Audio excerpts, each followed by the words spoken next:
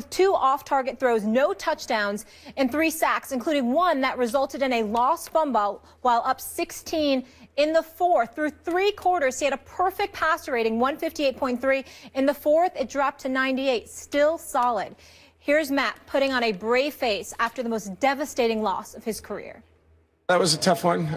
You know, I wish I could have done a better job trying to get rid of that ball.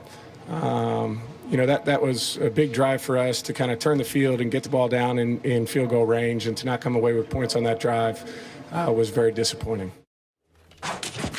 All right, gentlemen, I'm going to start with you, Max. Did this performance prove Ryan is not the league MVP? Yes, it did. And I hate to say it because I understand the logic of saying, look, you got to give a regular season MVP award because a third of the teams about in the NFL, a little more, make the playoffs. But what about the 2/3, little less, that don't?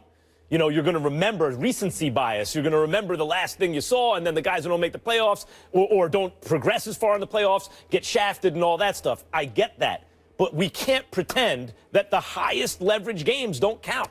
They count for more, much more, than a regular season game. And what we have right now is an MVP in the regular season and an MVP for the Super Bowl, and we pretend that the entirety of the playoffs don't happen, including the Super Bowl. Wait, you can't factor in the playoffs. Yeah, you can't factor in the playoffs. Everything's regular season. No, right. And that's the problem, because the reality is, was he regular season MVP? Yeah. He has a strong case. But why are we even asking the question, does this prove he wasn't the real MVP? We're asking the question because we implicitly acknowledge that there's higher leverage games, and we'll see what's what at the end of those games. And what you saw at the end of that game is that Matt Ryan wasn't the MVP. Sorry to Matt Ryan, who had a fantastic year, but you can't come up that small in the biggest moments of the biggest games and say you're the MVP. Let me go ahead and get him. First of all, how can you say the man came up small? You just heard the numbers when he in his first half and the second half. Second half, I said. 98%. I mean, in the fourth quarter, that wins ball games. If you can't win when your quarterback has a QB rating of 98, that says to me you can't take a sack in that situation. Oh, so you're gonna just go by the sack and say he's not an MVP? If that's the case, then Peyton Manning should. Was he a runaway MVP? Was he a runaway MVP? No, it don't matter if you run away if you won by 1 vote. He's still an MVP. Right. So if it's that close, he beat Aaron Rodgers. You're Michael Jordan of the NBA. And by the way, had Aaron Rodgers been the quarterback of the Atlanta Falcons, they win that. Well, this isn't Madden football where you start taking one quarterback off one team and putting him on another. Can you please just give him your whole slogan? What is he right now? You're wrong. But are you going to give him the wrong? You're not going to give him the disrespectful? No. He's not being disrespectful. He's just wrong. I understand in the immediate aftermath of the Super Bowl, the fact that Matt Ryan, who's been in this league for so long, took that sack. You got to know better than that. Again, that doesn't mean he's not the MVP. I'm just saying this ain't the day to gloat about Matt Ryan, because Matt Ryan hurt himself in that regard, but it doesn't negate the fact that he is the MVP. The MVP is based on what you've done throughout the regular season. He was nothing short of phenomenal, not to mention the fact that in the postseason, he was phenomenal as well. Absolutely. Against Seattle and Green Bay, and he deserves credit for that. That mistake that he made in terms of taking that sack after the -1 yard run by Devontae Freeman, which followed Julio Jones' spectacular catch for 27 yards down the right sideline. Of course, that's going to count against Matt Ryan, not to mention the fact that when you have a 28-3 lead, people are looking at you and saying, could you not stop the bleeding? So again, what I'm saying to you is that he's not. You're wrong. He is the MVP, and we shouldn't look at him any differently. What we should look at him as is this. Even in the throes of Matt Ryan going for league MVP honors, at no time did we ever compare him to Molly, why ask Hold on. Matt Ryan played a phenomenal game. Listen, at no time did we ever compare him to Tom Brady. No need to. I'm saying we learned why yesterday.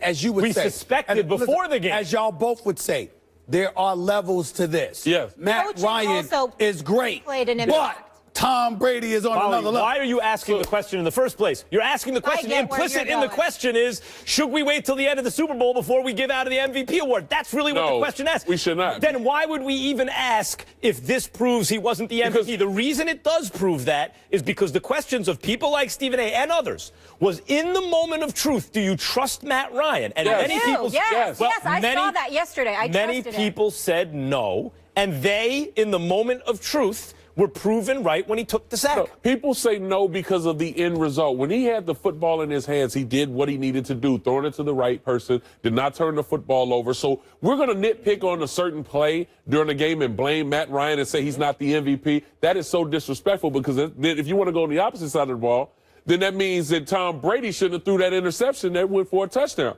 They wouldn't have been in that situation. Exactly. So it's disrespectful in a sense for you when you're talking about Matt Ryan and everything that he's accomplished during the regular season. And then he and Tom Brady both going into this championship game throwing for almost 800 yards in the playoffs. That says a lot about what he was able to accomplish, not only just during the regular season, but also when it counted in the last 8 games of the season. Tom Brady and also Matt Ryan are very similar in a sense, because both knew how to protect the football. They did what they needed to do to help their team win. They were the best player on the football team, even though people may say Julio Jones, but I still say Matt Ryan was the best football player on the Atlanta Falcons, and he was the best football player last night. Julio Jones is the best. And by the way, see, that's the problem that I have. I have a problem with that, because we always want to bring somebody else around the quarterback and say he's the best player. But in order for that receiver to get the ball, the quarterback has to get him the football. Yeah, but the reason his completion percentage was high as it was because Julio Jones, even with what about 13? He threw 13. He threw touchdowns to 13 other people. I'm not saying Matt. Wait. I'm not saying Matt Ryan's not. I'm not saying Matt Ryan's not excellent. But if we acknowledge that the MVP race was close, in other words, he was barely the MVP over some other candidates, then we also have to acknowledge that the outcome of the highest leverage game will affect how we feel about it. It doesn't matter if it's by 1 vote or a half a vote. He's the MVP. He's MVP. And if he deserves to be the MVP. And if the defense, why are we asking the question? We're asking the question because it always comes down to who's better than who. Because now we want to sit in a sense with Matt Ryan, who's not the Tom Brady and that has a name, but in a game that mattered the most, when we want to sit there and nitpick different things, we want to now pull something out about Matt Ryan. If he would have won that game, he would have been probably the best quarterback in the Super Bowl since Phil Simms when it comes to efficiency and consistency in the passing game. Matt Ryan has put on a clinic during the game where only went less than 45 plays in a game. That right there should tell you We're asking the question because in the moment of truth we want to know. Yes. Randy Moss will likely be a first ballot Hall of Famer next year when he's eligible. I sincerely doubt that at any point we're going to sit up there and say Randy Moss is the best player on the New England Patriots instead of Tom Brady. We're not going to say that. No. Because we're going to recognize that despite the greatness of a Randy Moss, somebody had to get him the damn ball. I'm not going to disrespect Matt Ryan as much as I think that Julio Jones has established himself as the best. As much as I believe that that catch by Julio Jones was outstanding. Spectacular. That was the bottom line is I saw a lot of accurate passes that Matt Ryan was throwing. The New England Patriots were successful. Time of possession proves it. They kept them off the field. They sat up there and disrupted their rhythm. They affected them in ways that normally teams couldn't affect. You got to remember, coming into yesterday's Super Bowl, the previous 6 games, the Atlanta Falcons had played with a double-digit lead in the second half. So you got your prevent defense. You're playing with a cushion. You're able to take chances. It affected a lot of things. The same thing happened yesterday, except that Tom Brady got going. All of a sudden, it pressurized them. They weren't able to produce. And what I think we've learned is that Matt Ryan, we haven't learned anything about the greatness of Matt Ryan except for one thing, which we truly already knew. There are levels to this, and as great as Matt Ryan is, he ain't Matt Ryan in the NFC Championship game kept adding to the lead. It was ruthless, even in the second half. Even as Aaron Rodgers made plays that no one else could make, Matt Ryan Green Bay's defense is not New England's. Exactly. Yes, when faced with a good defense in the biggest moment, they would go